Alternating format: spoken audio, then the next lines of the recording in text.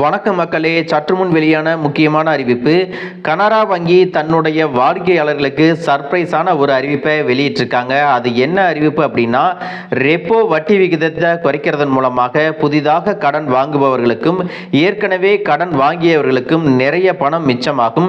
குறைவான வட்டியில் அவர்களுக்கு கடன் கிடைப்பது மட்டுமில்லாமல் ஏற்கனவே வாங்கியிருக்கிற கடனை சீக்கிரமாகவே கட்டி முடிச்சிடலாம். கனரா வங்கி எவ்வளவு சதவீதம் வட்டியை குறைச்சிருக்காங்க, இது யாருக்கெல்லாம் பொருந்தும், இதோடு வேறு எந்தெந்த வங்கிகள் எல்லாம் வட்டிகளை குறைச்சிருக்காங்க அப்படிங்கிற கூடுதலான விவரங்களை எல்லாம் தெரிஞ்சுக்க இந்த வீடியோவை ஸ்கிப் பண்ணாம கடைசி வரைக்கும் பாருங்க. அப்பதான் நாங்க சொல்லக்கூடிய தகவல் உங்களுக்கு முழுசா தெரியும்.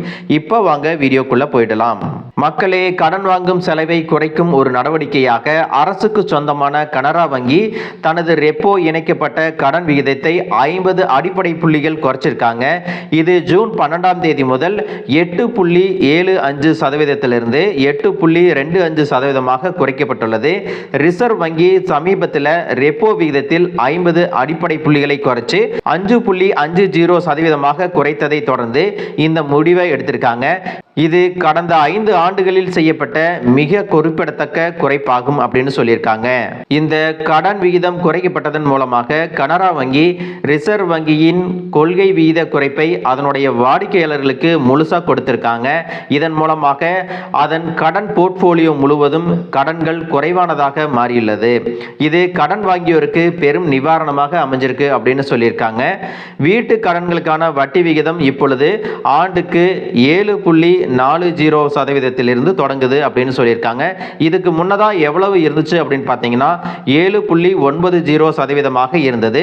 அதே நேரத்தில் நீங்க கார்கள் வாங்குறீங்க, வாகன கடன்கள் 7.70% தொடங்குது. இது 8.20% குறைக்கப்பட்டிருக்கிறதா சொல்லியிருக்காங்க.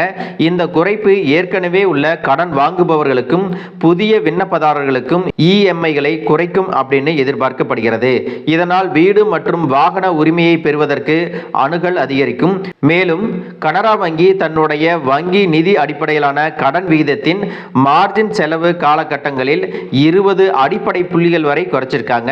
இது MLCR உடன் இணைக்கப்பட்ட பழைய கடன்களை கொண்ட வாடிக்கையாளர்களுக்கு மிகப்பெரிய நிவாரணம் கொடுக்குது அப்படின்னு சொல்லியிருக்காங்க. வட்டி விகிதங்களை குறைப்பதில் கனரா வங்கி மட்டும் இல்லை, பல வங்கிகள் ஏற்கனவே ரிசர்வ் வங்கியின் கொள்கை நடவடிக்கையுடன் கடன் விகிதங்களை சீரமைச்சிருக்காங்க. அந்த வகையில் பார்த்தீங்கன்னா பஞ்சாப் நேஷனல் வங்கி 50 அடிப்படை புள்ளிகளை குறைச்சிருக்கிறாங்க.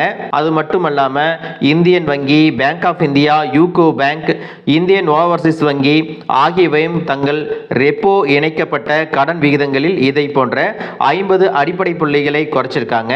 தனியார் கடன் வழங்கக்கூடிய வங்கிகளில் பார்த்தீங்கன்னா HDFC வங்கி தன்னுடைய MCLRல 10 அடிப்படை புள்ளிகளை குறைச்சி பழைய பெஞ்ச் மார்க் கீழே கடன் வழங்குபவர்களுக்கு பலன் அளித்துள்ளது. வங்கிகள் எதற்காக இந்த வட்டி விகிதங்களை எல்லாம் குறைக்கிறாங்க அப்படின்னு பார்த்தீங்கன்னா, கடன் வளர்ச்சியை அதிகரிப்பது மற்றும் பொருளாதார நடவடிக்கைகளை அதிகரிப்பதை நோக்கமாக கொண்ட இந்திய ரிசர்வ் வங்கியின் கொள்கை தளர்வை தொடர்ந்து கடன் விகித குறைப்புகள் தொடர்ச்சியாகி வருகிறது.